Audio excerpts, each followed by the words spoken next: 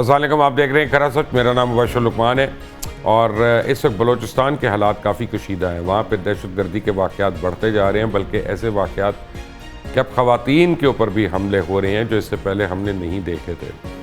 کیا بلوچستان میں کوئی میجر ڈیولپمنٹس ہو رہی ہیں؟ کیا بلوچستان مزید انسیف ہوتا جا رہا ہے؟ خاص طور پہ لسانیت وہاں پہ بہت زیادہ پھیل چکی ہے. اور اس کے علاوہ بہت سے سوالات ہیں، لیکن ان سوالات کا جواب دینے کے لیے آج میں نے دعوت دی ہے پاکستان کے سابق نگران وزیر اعظم جناب انوار الحق کاکڑ صاحب کو. اور کاکڑ صاحب جو ہیں ان کا تعلق بلوچستان صوبے سے ہے اور کافی دیر انہوں نے پاکستان کی وزارت عظمیٰ کا قلمدان جو ہے وہ سنبھال کے رکھا. اور پچھلے جو کنٹروورشل الیکشنز ہوئے ہمارے، جس کو پاکستان تحریک انصاف والے فارم 45 اور فارم 47 کہہ کے بلاتے رہتے ہیں، وہ بھی انہی کے دور میں ہوئے، تو اس پہ بھی ان سے سوال پوچھیں گے. کاکڑ صاحب السلام علیکم. جی وعلیکم السلام. Welcome and thank you for joining اس کھرا سچ میں. سب سے پہلے مجھے یہ بتائیے گا کہ یہ بلوچستان میں کافی تشویشناک صورتحال ہو چکی ہے اور اب ہمیں لگ رہا ہے کہ نو گو ایریا بنتا جا رہا ہے. کیا اس میں کوئی صداقت ہے؟ دیکھیں، چیلنجنگ سچویشن تو ہے، اس میں کوئی دو رائے نہیں ہے. اور چیلنجنگ سچویشن کیا ہے کہ مین سٹریم پاکستان کا انٹیلیجنشیا ہے، پولیٹیکل کلاس ہے، اسٹیبلشمنٹ ہے، اس کا جو ڈائگنوسس ہے بلوچستان ایشو کا، اس میں بڑے ڈائیورجنٹ ویوز آ رہے ہیں اور وہ پولز اپارٹ ہیں. لوگوں کو سمجھ نہیں آ رہی ہے کہ کیا یہ گریوینس کی وجہ سے ہم اس سچویشن کا سامنا کر رہے ہیں یا اس کا تعلق جو ہے کسی آئیڈینٹی پالیٹکس کے ساتھ ہے. یہ دو مین تقسیم جو ہے اس کی میں آئیڈینٹیفیکیشن کروں گا، جس کی وجہ سے اس کی جو پروگنوسس ہے، جو اس کے لیے سلوشن ہے، اس میں بھی کنفیوژن ہے کہ اپروچ کیا رکھی جائے. تو جب تک ہم اس کا صحیح تجزیہ نہیں کر پائیں گے، صحیح ڈائگنوسس نہیں کر پائیں گے، تو میرے خیال میں اس کے حل کی بات جو ہے نا وہ اسی لیے پرولونگ ہوتی جاتی ہے. تو کون کرے گا وہ بات اپنا حل کے لیے؟ وہ ڈائگنوز کون کرے گا؟ آپ لوگ ہیں نا، تمام وزرائے اعلیٰ جو آئے آج تک وہ بلوچستانی کے تھے، گورنر جو تھے بلوچستان کے تھے، آپ سارے سردار ہیں وہاں کے. تو اگر آپ لوگ سر جوڑ کے نہیں بیٹھیں گے تو اور کون بیٹھے گا؟ مبشر صاحب، اس میں صرف یہ نہیں کہ ہم سردار ہیں. آپ بلوچستان کوئی علیحدہ اینٹیٹی نہیں ہے کہ ہم نے کرنا ہے. آپ کون ہیں؟ آپ کیا پاکستان کے شہری نہیں ہیں اور بلوچستان پاکستان کا ایک آدھا حصہ نہیں ہے؟ یہ جو اپروچ ہے نا کہ ہم نے کرنی ہے ایکسکلوڈ کر کے، یہ بھی پارٹ آف دا پرابلم ہے. یہ 25 کروڑ لوگوں کا مسئلہ ہے، ان سب نے مل کے کرنا ہے. اس میں میری بھی کردار ہو سکتا ہے، ذرا زیادہ ہو، آپ کا کم ہو یا کسی اور کا، وہ اکارڈنگلی اس کی کنٹریبیوشن ہو، لیکن یہ کلیکٹیو اونرشپ سے ہوگا. جب تک آپ کلیکٹیو اونرشپ نہیں کریں گے، ایک فریجائل نیشنل آئیڈینٹی کو لے کر ہمارے پاس اسی طرح کے چیلنجز آئیں گے. ہمیں یہی نہیں سمجھ آتی ہے کہ یہ بالکل ایک ڈسٹنکٹ علیحدہ مسئلہ ہے جس کے پارٹیسپنٹس بھی علیحدہ ہیں اور اس کا مسئلے کا حل بھی انہوں نے کرنا ہے. پرابلم یہ ہے نا کہ جب ہم کرتے ہیں تو ہم پہ اعتراض ہوتا ہے کہ جی آپ کیوں ہمارے مسئلے کا حل کر رہے ہیں؟ ہم بلوچ ہیں نا، ہمیں کرنے دیں. اور دوسری بات میں آپ کو چلیں let me rephrase the question, let me rephrase it totally. آپ کو میں ایک ایگزامپل دیتا ہوں پنجاب کی. پنجاب میں آج تک 17 وزیر اعلیٰ اور گورنر جو ہیں وہ ساؤتھ پنجاب سے آئے، اور 17 وزیر اعلیٰ اور گورنرز یہ ساؤتھ پنجاب سے آئے. Speaker national assembly south Punjab سے آیا، ایک صدر پاکستان ساؤتھ پنجاب سے آئے. اور اس کے بعد ہمیشہ تخت لاہور سے شکایت رہتی ہے ساؤتھ پنجاب کی کہ جی ساؤتھ پنجاب میں ترقی نہیں ہوئی. ترقی ہم نے کرنی ہے، تم اپنے نمائندوں کو لے کے آتے ہو، وہ کرتے نہیں ہیں، وہ پیسے کھا جاتے ہیں، وہ کرپشن کرتے ہیں، حرام کھاتے ہیں. الزام ہم لوگوں پہ آتا ہے، لاہور والوں کے اوپر یا اسلام آباد والوں کے اوپر. تو بلوچستان میں بھی جو احساس محرومی ہے وہ دور تو وہاں کے لوگوں نے ہی کرنا نا. ہم تو آپ کو سپورٹ کر سکتے ہیں، ایڈ دے سکتے ہیں، ہم اس کے لیے پریولیجز ہم کریٹ کر سکتے ہیں، ناٹ مور دین دیٹ. اچھا، let me respond to this. اب لگ یہ رہے کہ آپ نے اس پریزمپشن پہ بات کر رہے ہیں کہ یہاں پہ احساس محرومی ہے، وکٹم ہوڈ ہے، اور اس محرومی کی وجہ سے یہ لوگ کھڑے ہو گئے ہیں، لہٰذا اس کا حل بھی وہاں مقامی لوگوں کے پاس ہے کہ مقامی قیادت گورننس میں ٹھیک ہو، نسبتاً ایماندار ہو اور وہ ان مسائل کا حل کرے. کمپٹنٹ میں آپ کو اس سے ہٹ کے لے جا رہا ہوں. نہیں میں آپ کو اس سے ہٹ کے لے جا رہا ہوں کہ وہ جو گروہ جو آپ سے لڑ رہا ہے, جو بسوں سے اتار کے لوگوں کو قتل و غارتگری ان کی کر رہا ہے, ان کو نہ آپ سے یہ شکایت ہے کہ یہاں پہ وزیر اعظم آپ نے انوار کو بنایا ہے, نہ بلوچ کی شکایت ہے, نہ اس کو گورنر, نہ چیئرمین سینٹ کا ایشو ہے. یہ ان لوگوں کا ایشو ہے جو یہ سمجھتے ہیں کہ بلوچستان میں وکٹم ہوڈ کی وجہ سے یہ ریزنٹمنٹ کے تحت لوگ کھڑے ہوئے ہیں. وہ کہتے ہیں بھائی ہماری علیحدہ شناخت ہے, یہ ہماری سرزمین ہے, آپ اس پہ طاقت کے بلبوتے پر قابض ہوئے ہیں اور ہم آرمڈ سٹرگل سے آپ کو یہاں سے بگائیں گے اور کریو آؤٹ کریں گے اپنی نئی مملکت. آپ کہتے ہیں نہیں ہم نے سڑک صحیح نہیں بنائی, لہٰذا انوار کا قصور ہے, سرفراز کا قصور ہے, زید بکر کا قصور ہے. آپ اس کو ایک نارمل پولیٹیکل گورننس کے کانٹیکس میں لے رہے ہیں جو کہ وہ نہیں ہے. اچھا, یہ کہنے کا میرا قطعاً مقصد یہ نہیں ہے کہ گورننس پور ہونی چاہیے, گندی ہونی چاہیے, پیسوں کا ضیاع ہونا چاہیے, وہ بالکل درست ہونا چاہیے, لیکن اس کا اس انسرجنسی سے ایز سچ کوئی لینا دینا نہیں ہے. ادر دین دس کہ ایٹ ٹائمز ان کو کنڈیوسو انوائرمنٹ مل جاتی ہے, فٹ سولجر ذرا زیادہ مل جاتے ہیں, یہ اس کی انڈائریکٹ ڈویڈنڈ کے طور پہ ان کو ضرور ملتا ہے, یہ میں ایگری کرتا ہوں. لیکن ان کا جو کور ایشو ہے وہ اپنے آپ کو ایک بلوچ کلچر, شناخت, سرزمین کی نیشنلزم کے حوالے سے آئیڈینٹیفائی کرتے ہیں اور اس کے لیے آرمڈ سٹرگل کو درست سمجھتے ہیں. پرسوں میں نے ایک دوست کو چینل 4 کی 1986 کی ایک گھنٹے کی ڈاکومنٹری بھیجی ہے جس میں سردار عطا اللہ مینگل صاحب ہیں, میر غوث بزنجو صاحب ہیں, اکبر ایس احمد اس وقت کمشنر سبی ہیں, ان تمام لوگوں کا 1 گھنٹے کا ڈاکیومنٹڈ انٹرویو ہے. اس میں سردار عطا اللہ سے سوال کرتے ہیں, وہ کہتے ہیں ہمارا اکنامک ایشو مسئلہ نہیں ہے, ہمارا مسئلہ کلچرل آئیڈینٹی کا ہے. اب یہ نقطہ لوگ یا تو ڈینائل میں چلے جاتے ہیں یا سمجھنا نہیں چاہتے ہیں. کاکڑ صاحب, I'll interject you over here. Problem یہ ہے کہ میں نے مان لیا, میں نے یہ بھی مان لیا کہ صحیح کہہ رہے ہیں. اب میٹافوریکل باتیں ہو رہی ہیں نا, تو میں میٹافوریکلی میں مان لیتا ہوں. لیکن اب the question is کہ جتنا حصہ بلوچستان کا پاکستان میں ہے اس سے تھوڑا زیادہ ہی شاید ایران کے اندر ہے, لیکن ایران کے اندر تو یہ انسرجنسی نہیں ہوتی. ایران کے اندر ان کے اپنا وہ مطالبے نہیں ہوتے کہ ہم نے لڑ کے لینا ہے اور ہم نے جھگڑ کے لینا ہے, یہ وہ. Why only in Pakistan? بہت بہت صحیح آپ نے اس کو آئیڈینٹیفائی کیا. دیکھیں ایرانین تھیوکریسی جو ہے نا, وہاں پہ ایک بڑی اتھارٹیرین رجیم ہے اور وہاں پہ سیکٹ وائز جو ہے نا, جو وہاں کا سو کالڈ پنجابی یا ڈومیننٹ اتنے گروپ ہے وہ پرشین سپیکنگ اہل تشیع ہے, یہ اہل سنت ہیں. وہاں پہ ایک سیکٹیرین اینگل بھی موجود ہے اور وہ بہت روتھلیسلی ان کو کنٹین کرتے ہیں اور ان کو کنٹرول کرتے ہیں. وہاں پہ آپ کوائزائی ڈیموکریسی میں رہ رہے ہیں, یہاں پر ڈیو پروسیسز ہیں, یہاں پہ نسبتاً بہت لینینسی ہے. افغانستان کا جو نمروز کا صوبہ ہے وہ بھی اس میں انکلوڈ کریں. وہاں پہ جتنے ہمارے پشتون نیشنلسٹ ہیں وہ یہ نہیں کبھی ذکر کریں گے کہ ہاں بلوچوں کا نمروز جو ہے یہ بلوچستان کا حصہ ہے, لیکن ان کو صوبہ بلوچستان جو پاکستان میں ہے وہاں پہ آزاد بلوچستان سے بڑا پیار ہے. یہ ایگزیکٹلی اسی طرح ہے جب بنگلہ دیش ارسوائل ایسٹ پاکستان میں موومنٹ چل رہی تھی تو یہ کیسی بنگلہ نیشنلزم تھی جس میں ٹیگور کی برتھ پلیس کیلکٹا نہیں تھا. انہوں نے ویسٹ بنگال کو نکال دیا اور باقی سارے کو جو ہے نا بنگلہ دیش بنا دیا. لیکن پرابلم ایک اور ہے یہاں پہ کہ جو گریٹر بنگلہ تھا, جب ہم بلوچ لوگوں کو فیڈریشن کا حصہ بنانے کی بات کرتے ہیں, سینیٹر انوار اللہ کاکڑ کو اٹھاتے ہیں اور اس کو ہم پورے ملک کا وزیر اعظم, خود مختار وزیر اعظم بنا دیتے ہیں, تو بلوچستان میں اس کی ریزنٹمنٹ ہوتی ہے. خود بلوچ لیڈرز جو ہیں وہ اس کو سینیٹر انوار اللہ کاکڑ, ناؤ پرائم منسٹر انوار اللہ کاکڑ, ان کو ریکگنائز نہیں کرتے. یعنی پرابلم جب جمالی صاحب بنے وزیر اعظم, ان کو خود بلوچستان میں وہاں پہ ریزنٹمنٹ ہوئی. مطلب چاہتے کیا ہیں پھر آپ لوگ؟ دیکھیں میں پھر آپ کو یہ عرض کر دوں کہ ایک بلوچستان میں ایک پرو فیڈریشن سیاست کرنے والے لوگ ہیں اور ایک بلوچ نیشنلزم, پشتون نیشنلزم اور ریلیجس آئیڈینٹی کی بنیاد پہ جس میں JUIF ہے. یہ 4 مین گروہ ہیں, پولیٹیکلی تقسیم ہے.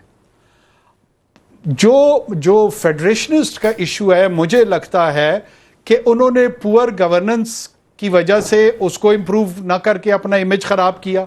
सेकेंडली, जो फ्रेजाइल नेशनल आइडेंटिटी थी उसमें नैरेटिव बिल्डिंग इन्होंने करनी थी, वो इन्होंने नहीं की. अनवार काकड़ वजीर आजम बनने को तो तैयार है, लेकिन बोलने को लिए तैयार नहीं है कि जी मैं पाकिस्तानी नेशनलिज्म का दाई हूं.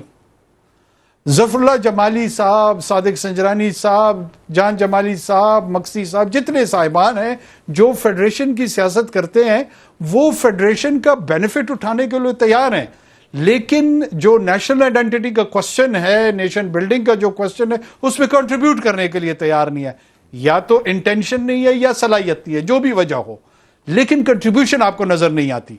जो दूसरी तरफ माइनॉरिटी में नेशनलिस्ट पॉलिटिकल ग्रुप्स हैं, वो नैरेटिव में कंट्रीब्यूट कर रहे हैं, और वो नैरेटिव में इतना स्ट्रांग कंट्रीब्यूट कर रहे हैं कि बाकी मानदा पाकिस्तान को वो ओरिजिनल बलूचिस्तान नजर आता है और ये स्टूज नजर आते हैं. This is also part of the problem.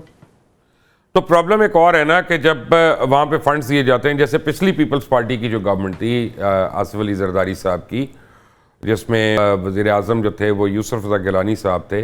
मैं आपको एग्जैक्टली बता रहा हूँ, तकरीबन 480 बिलियन जो है वो 5 सालों में यानी बलूचिस्तान में दिया गया. और ज़्यादातर उसकी जो डिस्क्रेशन है वो सरदारों के हाथ में होती है कि जी उन्होंने खर्च करना है उसको.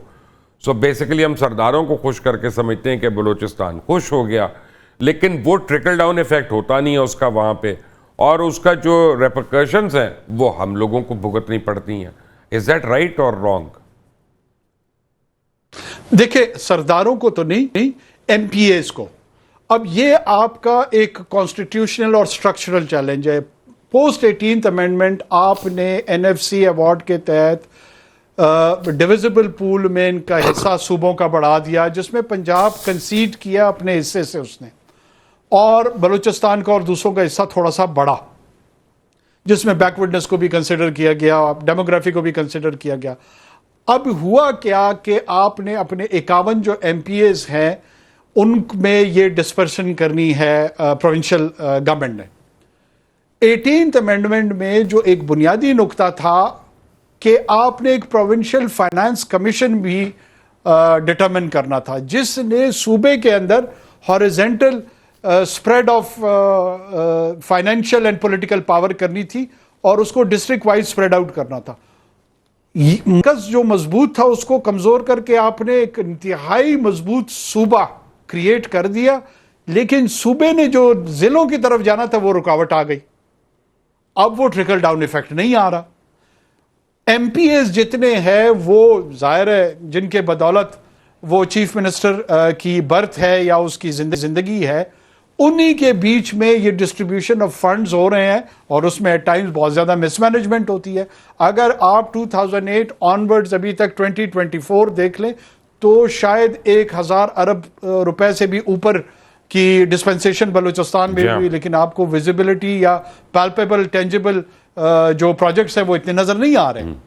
उसकी निस्बत अगर आप कंपेयर करें जो मुशर्रफ एरा है, उसमें आपको मिरानी डैम नजर आता है, कोस्टल हाईवे नजर आती है, सुबगजी डैम नजर आता है, आपको टेंजिबल प्रोजेक्ट्स नजर आते हैं जो लेकिन लोगों को वहां पे सिर्फ अपना सरदार भुगती साहब की शहादत नजर आती है या उनको हिट करना नजर आता है, उनको ये सारी चीजें नजर नहीं आती. लेकिन मुबशर साहब देखें, मैं जो आपको पहले अर्ज कर रहा था ना कि वो जो फेडरेशनिस्ट जो काफ लीग में थे, फिर नून लीग में आए, फिर बाप में आए, मुख्तलिफ प्लेटफॉर्म्स में हम सारे लोग आए ना. अब ये हमने कहना था ना, हम ये तस्करा ही नहीं कर रहे, हम खुद भी उसी मंत्रा का शिकार हो जाते हैं कि जी लोग महरूम है, सड़क नहीं बनी है, सड़क बनी है, सड़क नहीं बनी है तो 50 पंजाबी मार दो, झंडा जला दो, मुल्क तोड़ दो. तो अगर इसका नैरेटिव किसने रिस्पॉन्ड करना था? हमने करना था, आपने नहीं किया ना आपने. अब मैं आपको एक और बात बताता हूं कि मैं डायरेक्ट आपके ऊपर इल्जाम लगा रहा हूं. यानी मैं जनाब अनवारुल हक काकड़ साहब, मोहतरम अनवारुल हक काकड़ साहब के ऊपर डायरेक्ट इल्जाम लगा रहा हूं कि बलूचिस्तान में जो फौजी ऑपरेशन हुआ था, सबसे पहला फौजी ऑपरेशन वो नवाब अकबर भुगती साहब के रिटन खत के ऊपर हुआ था, जो उन्होंने जुल्फकार अली भुट्टो साहब को उस वक्त खत लिखा था कि प्लीज़ बलूचिस्तान में फौजी ऑपरेशन करो. بلیم آپ پنجاب کو کرتے ہیں. آپ کے اپنے نواب, آپ کے اپنے سردار جو ہیں وہ فوجی آپریشنز کرواتے ہیں. مینگل ٹرائب کو اٹیک کروایا انہوں نے, زیری ٹرائب کو انہوں نے وہاں پہ تنگ کروایا انہوں نے, بلیم ہم لوگوں کو آ گیا. یہ کیوں نہیں آپ بتاتے وہاں پہ لوگوں کو؟ دیکھیں مبشر صاحب, آپ تو شاید یہاں لاہور میں بیٹھ کر بہت آسانی سے یہ بات کر سکتے ہیں. میں چونکہ آپ نے کہا ہم لوگ, میں ذاتی اٹیک کر رہا ہوں اس لیے میں جواب دے رہا ہوں آپ کو, ورنہ میں ویٹ کرتا. ہم نے بی ایل اے کے اس نیریٹو پہ پچھلے 13 سال سے جان کا خطرہ بھی لیا ہے, گالیاں بھی کھائی ہیں, اور اس سے زیادہ کی باتیں جو ایکسپوز کرنی تھی وہ کی ہیں. یہ کم بات ہے جو آپ بتا رہے, اس سے زیادہ کی باتیں موجود ہیں. مثال کے طور پہ ایک ڈھکوسلا انہوں نے رکھا ہوا ہے کہ کلات ریاست جو تھی اس کو زبردستی پاکستان میں اس کا الحاق کیا گیا. یہ بار بار ہر فورم پہ میں اور ہمارے جیسے بہت سارے دوست ایسے ہیں, موجودہ چیف منسٹر صاحب ہیں اور بہت سارے لوگ ہیں جو ایکسپلین ہسٹوریکل فیکٹس کو کر رہے ہیں کہ ایسا نہیں تھا. اور پاکستان میں جتنی بھی لوگ الحاق 5 یہ ریاستیں تھیں, بیلا, خاران, مکران, کلات اور برٹش بلوچستان, یہ ولنگلی انہوں نے جوائن کیا. اور جب یہ ایکسیشن انہوں نے کر لی اس کے بعد یہ بڑی اینٹیٹی میں انکارپوریٹ ہو گئے, اور ان کے پاس انڈین انڈیپینڈنس ایکٹ کے تحت انڈیپینڈنٹ رہنے کا لیگل آپشن ہی نہیں تھا. یہ سارا کا سارا ایک سکیوڈ اور ڈسٹارٹڈ ویوز کی بنیاد پہ یہ لوگوں کو گمراہ کر رہے ہیں. یہ میں اس کو جہاد سمجھتا ہوں, اور ہم اس جہاد کا حصہ رہے ہیں. بعض اوقات لوگوں کو ہماری بات مناسب لگتی ہے, بعض اوقات نہیں لگتی. اچھا, بعض اوقات مین سٹریم پاکستان میں بھی کچھ لوگوں کو ہم پسند آتے ہیں, کچھ کو ہم نہیں آتے ہیں. وہ صرف اور صرف پرسنل لائکنس اور ڈس لائکنس کی بنیاد پر ہے. جو میرٹ ہے آرگومنٹ کا اس پہ کوئی سوچتے ہی نہیں سوچتا. بھائی اس کو چھوڑ دیں کہ انوار کہہ رہا ہے, کیا رہے اس پہ غور کریں. ٹھیک ہے. اب پرابلم یہ ہے کہ آپ نے مجھ سے ایک بات کی نا کہ میں لاہور میں بیٹھ کے سوچ رہا ہوں, تو لاہور میں بیٹھ کے ایک اور سوچ بھی میرے ذہن میں آ رہی ہے. اس کو بھی ڈائریکٹ ہی کر لیتے ہیں ذرا, کہ پشتون سیٹلرز کو وہاں پہ لا کے سیٹل کیا گیا, جن کے اوپر اچکزئی صاحب جو ہیں وہ اپنی پوری سیاست انہوں نے چمکائی ہوئی ہے. 9 ان کے پاس عہدے تھے پچھلی حکومت میں, وزارتیں بھی تھیں, سب کچھ تھا, مراد تھیں, سب کچھ. اور ان کے اوپر کبھی بلوچستان میں آرم سٹرگل نہیں ہوتا یا ان کے خلاف نہیں ہوتا, لیکن جو پنجابی انویسٹرز ہیں ان کے خلاف ہوتا ہے. اب اس کی بھی تو کوئی ایکسپلینیشن ہونی چاہیے نا. اگر سیٹلرز کے خلاف ہے تو اچکزئی کیا کر رہے ہیں وہاں پہ؟ دیکھیں, پشتون 2 حصوں میں, ایک افغان مہاجر ہیں جو پوسٹ 1979 آ کر ہمارے علاقوں میں آباد ہوئے ہیں, جن کا 1% حق بھی نہیں ہے اس صوبے کی سیاسی یا معاشی زندگی میں حصہ لینے کا, انٹل انلیس پاکستان کی ریاست یہ فیصلہ کر لے کہ ان کو شہریت کے حقوق دینے ہیں. جب تک وہ شہری نہیں ہے ہمارے تو ان کا کوئی حق نہیں بنتا. ایک وہ مقامی پشتون ہے جو ہزارہ سال سے اپنی سرزمین پہ بیٹھے ہوئے ہیں, وہ اتنے ہی ایکول سٹیزنز ہیں جتنا 150 سال سے پنجابی وہاں پہ رہ رہے ہیں, بلوچ وہاں پہ رہ رہے ہیں, براوی رہ رہے ہیں, کوئی بھی رہ رہا ہے. ان کی ایکول رائٹس ہیں, ان پہ مجھے کوئی شک نہیں ہے. لیکن افغان فارنر جو یہاں کے سیٹل ہوا ہے, جو کہ ریفیوجی کے سٹیٹس سے پچھلے 40-45 سال سے رہ رہے ہیں, اگر کوئی بھی ان کو فورجڈ آئیڈینٹی کے تحت ان کے ڈاکومنٹس بنواتا ہے, فار پولیٹیکل ریزنز کرتا ہے, وہ ایک کرمنالٹی کے زمرے میں ہے, وہ جرم ہے, اور اس کا ہر سطح پہ مقابلہ ہونا چاہیے. اور اس کو میں تو یہ الزام لگا رہا ہوں کیسا ہوا, میں تو یہ الزام لگا رہا ہوں کیسا ہوا. دیکھیں, میں پھر آپ کو, مجھے تو اس کی بھی گالی پڑ رہی ہے پورے افغانستان سے. جب ہم نے ان کی ریپیٹریشن شروع کی ہے پچھلے 50 سال میں, کسی نے یہ ہمت نہیں کی, اللہ کے فضل سے ہم نے کی. I as a Pashtun faced severe criticism and abuse from the Pashtuns on the Pakistan side of the border and on Afghan side of the border. لیکن ہم نے اللہ کے فضل سے 1 انچ بھی ویور نہیں کیا اس سٹان سے, اور آخری گھنٹے تک اسی کے ساتھ کھڑے رہے, کیونکہ میں پرنسپلی سمجھتا تھا کہ یہ درست سٹانس ہے. جو لوگ افغانستان سے آئے ہوئے, انٹل انلیس آپ اپنی سٹیزن شپ ایکٹ کو اس میں امینڈ نہیں کرتے, اس میں ترمیم نہیں کرتے, اور لوگوں کو شہریت کے حقوق نہیں دیتے, ان کا کوئی حق نہیں بنتا. اور وہ वापस जाएं और वापस जाके अगर वो आना चाहते हैं, I want and I believe that we should have excellent relationship with Afghanistan, लेकिन उसका एक तरीका कार है. जिस तरह बाकी दुनिया के इमिग्रेशन की इंटरेक्शन है, हिंदुस्तान के साथ भी कल लोग कहेंगे कि जी इस तरफ भी पंजाबी है, उस तरफ भी पंजाबी है, तो इनको आने दो. कल को सिंध में लोग कहेंगे कि जनाब उस तरफ भी जो है सिंधी रह रहे हैं, यहां पे भी सिंधी रह रहे हैं, फिर उनको भी आप आने देंगे. बलोच ईरान की तरफ भी हैं, पाकिस्तान की तरफ हैं, फिर वो भी फ्री मूवमेंट की बात करेंगे. ये एक्सक्लूसिव प्रिंसिपल पश्तून इथनिसिटी पे इसका इतलाक नहीं हो सकता. ठीक है, काकड़ साहब मेरे साथ ही रहिएगा. अनवारुल्लाह काकड़ साबिक प्राइम मिनिस्टर मेरे साथ ही हैं. एक छोटी सी ब्रेक लेनी है और ब्रेक के बाद दोबारा आते हैं बेज़ुबान सवालात के ऊपर. Take a break.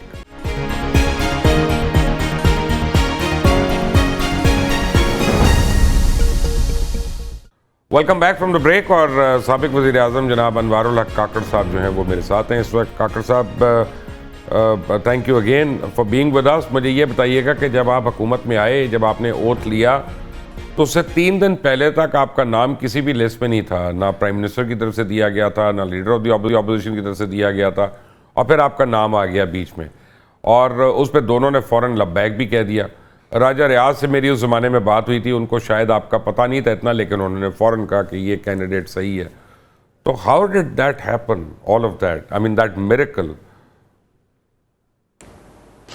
मैं कई मरतबा इसको पब्लिकली बता चुका हूँ कि मुझे हफ्ता 10 दिन पहले प्राइम मिनिस्टर साहब उस वक्त के और आज मौजूदा प्राइम मिनिस्टर जो हैं उन्होंने कन्वे किया था कि जी हम इसको कंसिडर कर रहे हैं, अगर आपको फॉर्मली ऑफर हो तो वुड यू बी विलिंग. तो मैंने उनको कंसेंट दे दी थी. अब उसके बाद उन्होंने किधर कहाँ किसके साथ मुशावरत की, राज साहब के साथ किस स्टेज पे हुई, I am not privy to that. तो फिर जब अनाउंसमेंट हुई उसके बाद ज़ाहिर है रेस्ट इज हिस्ट्री. तो ये मुझे बताएं ना, मैं निगरान वज़ीर खुद भी रह चुका हूँ, लेकिन निगरान वज़ीर आज़म नहीं बना आज तक. तो निगरान वज़ीर तो बनने का तो मुझे तरीका पता, निगरान वज़ीर आज़म बनने का क्या तरीका है? देखिए, मुझे तो अभी तक यही पता है कि निगरान वज़ीर आज़म या वज़ीर आला बनने का यही तरीका है कि लीडर ऑफ द हाउस और लीडर ऑफ द अपोजिशन आपके नाम पे अग्री करें. अगर वो नहीं करेंगे तो इलेक्शन कमीशन ऑफ पाकिस्तान 3 नाम जो उनके पास पहुंचेंगे उनमें से एक को चुन लेगा. अब बहुत सारे लोग इसमें ये निकालेंगे कि उनको ये नाम कौन देते. देखिए, इस मुल्क में हर किस्म के स्टेक होल्डर्स मौजूद हैं. कौन मुशावरत करता है, फिर उसमें कहाँ कौन किसको इन्फ्लुएंस करता है, ये प्रैक्टिकल पॉलिटिक्स की चीज़ें मौजूद हैं, हुई होंगी, but I am not privy to that. मुझे उसकी इंफॉर्मेशन की दस्तरस नहीं है कि ये कैसे हुआ. लेकिन जाहिर है जब ये प्रिविलेज आपको कोई बताए, आपको कोई कहे, तो आप भी शायद कबूल कर लेंगे. मैं फौरन कर लूंगा, मैं फौरन भी कबूल कर लेंगे. मैं फौरन कर लूंगा. हाँ, मैंने भी फौरन कर लिया. बट ठीक, मैंने भी फौरन कर लिया. अच्छा, आप मुझे बताएं कि एज अ प्राइम मिनिस्टर आपका हर एक से तो रब्ता रहता था, जितने इदारों के सरबराहान हैं. तो जनरल आसिम मुनीर से कितनी बार ये आपका रब्ता हुआ प्रोफेशनली या पॉलिटिकली, और आपने उनको उन मामलात में कैसा पाया? देखिए, मेरा उनके साथ 20 मरतबा, मतलब कोई काउंट नहीं है, लेकिन बहुत ज़्यादा मरतबा, क्योंकि SIFC बड़ी रेगुलर होती थी.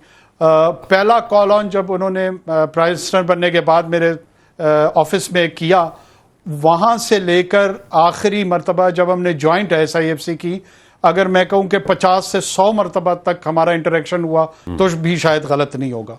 I found him an impeccable man, और वो एक एक्सीलेंट प्रोफेशनल हैं. बहुत एसिडियस एटीट्यूड है उनका काम करने का. वो बड़े माइन्यूट डिटेल्स में चीज़ों को देखते हैं, और कोई भी इशू हो, if you bring it as a point of conversation with him, तो आपको नज़र आता है कि कई नुआंसेस से, कई शेड से, कई एंगल से वो आपके साथ गुफ्तगू करते हैं, और बड़ी आर्गुमेंटेटिव गुफ्तगू हो रही होती है. And if you believe in meritocracy, you will definitely enjoy that conversation. तो उनको ये जो पॉलिटिकल सिचुएशन है, इसके ऊपर कभी उन्होंने आपसे जिक्र किया कि कैसा फील करते हैं, अच्छा है, नहीं अच्छा, क्या होना चाहिए?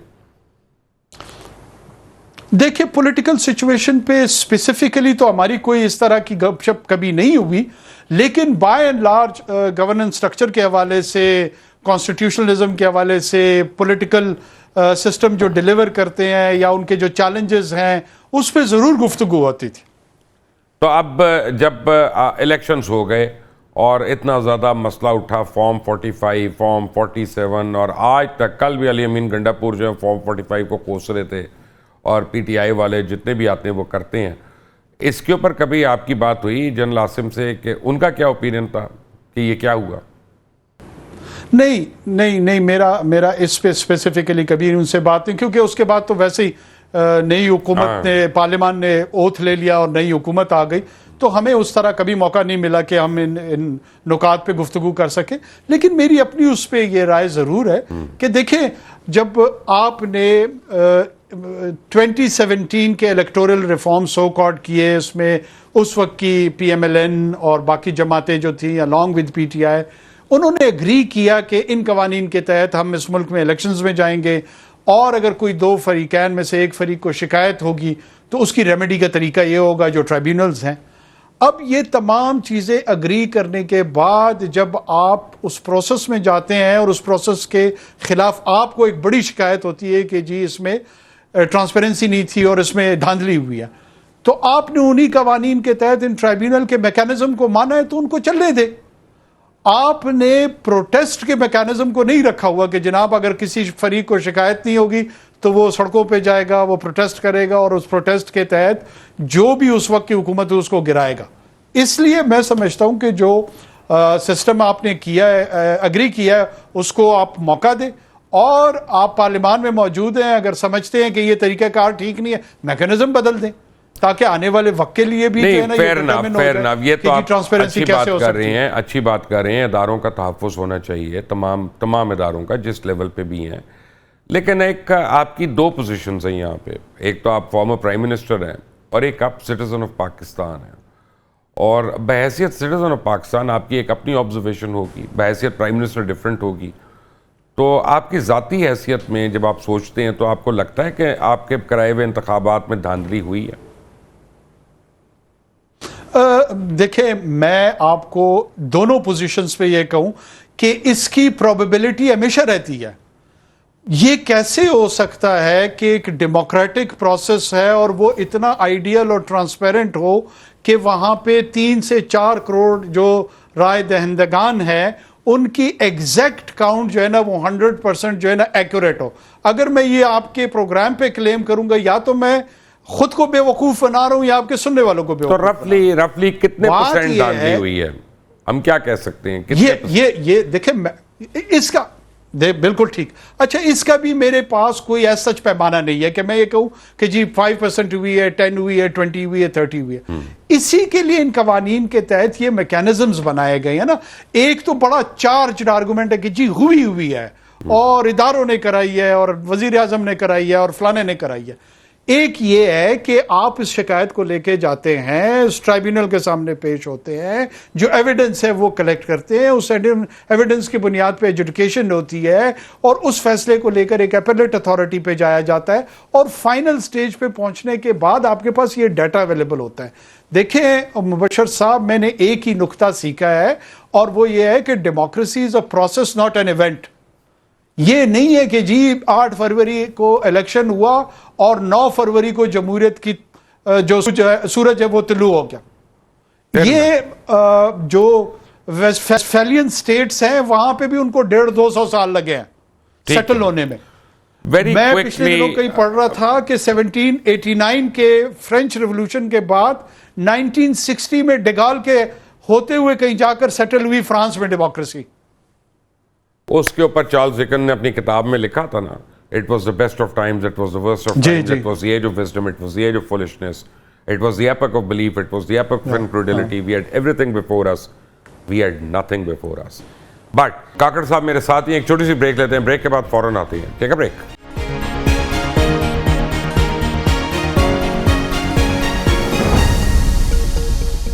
Welcome back from the break. اور بریک پہ جانے سے پہلے آپ باتیں سن رہے تھے سینیٹر انوار الحق کاکڑ صاحب. مجھے آپ سے سوالات تو بہت کرنے تھے لیکن وقت تھوڑا رہ گیا, اور مجھے آپ سے بڑے اہم ایشو پہ ایک سوال کرنا ہے, کیونکہ آپ پاکستان کے باہر بھی رہ چکے ہیں اور آپ ایک اسکالرلی شخصیت ہیں, آپ پڑھنے لکھنے والے, درس و تدریس سے آپ کا تعلق رہا ہے, تو آپ کی آبزرویشن ہے, آپ کی نظر ہے جو انٹرنیشنل امور پہ بھی ہوگی. ویری کوئکلی، اس سے پہلے کہ میں اگلا سوال پوچھوں، آپ کے خیال میں امریکہ اور اسرائیل آنے والے دنوں میں ایران کے اوپر حملہ کرنے والے ہیں یا نہیں؟ مجھے تو یہ ایمیننٹ نظر آ رہا ہے، لیکن یہ ضرور ہے کہ ان کا رسپانس بڑا میجرڈ ہے اور وہ بہت سوچ سمجھ کے ٹارگٹ کر رہے ہیں، جو کہ اور زیادہ ڈینجرس بات ہے کہ یہ کس حد تک جائیں گے. اور پورے خطے میں میرے خیال میں everyone should be alert, اور یہ ٹاپ پرائرٹی رہنی چاہیے کہ اس کی امپلیکیشنز ایران کے لیے اور پورے خطے کے لیے کیا ہوگی. اب جب افغانستان پہ حملہ ہوا تھا تو 3 ملین افغان ریفیوجی ہم نے 50 سال بھگتے، جنہوں نے آپ نے جن کو ٹیکل کرنے کی کوشش کی اور بدنامی بھی ہوئی جو آپ بتا رہے ہیں. تو اب اگر ایران کی سائڈ پہ یہ ہوتا ہے اور وہ یہ کہہ رہے ہیں کہ پریزیڈنٹ بائیڈن نے کہا ہے نیتن یاہو کو کہ آئل انسولیشن پہ نہیں کرنا، سائڈوں پہ کرنا ہے، تو ایران کی سائڈ کا جو بلوچستان ہے وہاں پہ ضرور حملہ ہوگا. اگر ایسا ہوتا ہے تو کیا ہم ریفیوجیز کے لیے تیار ہیں یا دوبارہ ایک ریفیوجیز والا؟ پروبیبلٹی تو ہے، لیکن اب یہی میں عرض کر رہا تھا کہ ان کا جو رسپانس ہوگا وہ ایران کی کون سی سائڈ ہوگی. کیا وہ آذربائیجان کے ساتھ جو تبریز وغیرہ کا علاقہ ہے وہاں ہوگا کنسنٹریشن اس پوٹینشیل اٹیک کی، ہماری طرف ہوگا عراق کے ساتھ جو بارڈر لگ رہا ہے، کیونکہ جو موسٹ آف دا پاپولس ان کی انہیبیٹیشن ہے وہ اس طرف ہے، ہماری طرف کم ہے. ادھر کریں گے نہیں، مشکل ہے. اگر لوگ، میں آپ کو بھی بتا دیتا ہوں، ادھر اس لیے مشکل ہے کیونکہ یوکرین ایک فوڈ بیلٹ ہے اور وہ جنگ میں ہے، آذربائیجان سیکنڈری فوڈ بیلٹ ہے. اگر اس کو بھی جنگ کے شعلوں میں انہوں نے دے دیا تو پورا یورپ جو ہے وہ فاقہ کر لے گا. تو آپ کی طرف ہی حملہ ہونا ہے. یہ درست ہے. اس میں آپ کی اسسمنٹ میرے خیال میں یہ بہت حقیقت کے قریب اس لیے ہے کہ پھر ادھر کچھ اسٹریٹجک الائنسز بھی ایسے ہیں جہاں پہ شاید اسرائیل کی قربت بھی زیادہ ہے. ایران کا کیا جواب ہوگا؟ دیکھیں، Iran is in a very very difficult and challenging situation. وہ اگر رسپونڈ نہیں کرتے ہیں تو انٹائر رجیم جس بیس پہ اس کا کنسٹرکٹ ہے، جو کہ اینٹی اسرائیل اینٹی امپیریلسٹ امریکن پالیسی کے بنیاد پہ انہوں نے پوری پاپولیشن کو اپنی ریلی کی ہے اپنے پیچھے سپورٹ میں، اور اگر کرتے ہیں اس کے کانسیکوینسز ہیں. Ground troops I don't think so Israel کی یہ جرت ہوگی یا اتنی حماقت وہ کرے گا کہ وہ ایران پہ حملہ آور ہو. ایریل سٹرائکس جو ہے نا، اس کو وہ کس حد تک مینج کر پائیں گے، کس حد تک اس کا ڈیمیج ہوگا، that needs to be seen. میرا نہیں خیال کہ Israelis would dare to do that. Very quickly, وہ ان کو ضرورت ہی نہیں ہے کیونکہ ایران کی ایئر فورس کافی کمزور ہے ان کے مقابلے میں. مجھے یہ بتائیے گا کہ ویری کوئکلی ایسی سچویشن میں کنڈیم کرنے کے علاوہ حکومت پاکستان کیا کرے گی؟ دیکھیں، ہم میرے خیال میں ہم اپنی ایئر سپیس یا باقی جو ایسی انڈیکیشنز ہیں جو کہ مخالفانہ کنسیڈر ہوتی ہیں وہ ہمیں بالکل نہیں کرنی چاہیے ٹورڈز ایران. آپ نے دیکھا ہے کہ جی سی سی نے بھی اپنی نیوٹرالٹی کو پبلک ڈسپلے میں لے کر آئے ہیں، جو کہ ایک ویری میچور موو ہے ان کے پارٹ پہ بھی. ہمیں بھی جو ہے نا قطعاً ایسا تاثر نہیں دینا چاہیے کہ ایران کے مقابلے میں ہم کوئی فیسیلیٹیشن کسی اور کی کریں اور وہ اس کا فائدہ اٹھا کے ایران پہ حملہ آور ہو. لیکن ایران براہ راست تو امریکہ پہ حملہ نہیں کر سکتا اور یا اسرائیل پہ بھی نہیں کر سکتا، وہ بھی ہمیں پتہ ہے. تو کیا یہ ممکن ہے کہ ایران جب یہ سوچے کہ میں تو مر گیا تو مشرق وسطیٰ کے دیگر ممالک جو ہیں وہ اس کی زد میں ہوں؟ دیکھیں، وہ جو امریکن انسٹالیشنز ہیں جی سی سی میں، عراق میں، دوسری جگہ اسٹریٹ آف ہارمز میں، پروبیبلٹی ہے کہ وہ ان کو اس ڈیسپریشن میں یہ کنسیڈریشن ان کی ہو. مجھے I am not privy to that thought process, لیکن یہ ایک پوٹینشیل ہو سکتا ہے. انوار اللہ کاکڑ صاحب، آپ کا بہت بہت شکریہ آج ہمیں جوائن کرنے کے لیے، اور بڑا کینڈیڈلی آپ نے اس انٹرویو میں جو تیز سوالات تھے ان کے جوابات دیے. And thank you very much for joining اس ٹوڈے سر. آپ سن رہے تھے سابق وزیر اعظم انوار کاکڑ صاحب کی گفتگو، اور اس کے متعلق ہمیں اپنی ضرور رائے دیجیے گا، کامنٹس بھی دیجیے گا اور شیئر کریے گا اس پروگرام کو، کیونکہ سب بڑی اہم گفتگو بھی ہوئی ہے. اپنا خیال رکھیں. انڈر دی نیکسٹ ٹائم، اللہ حافظ.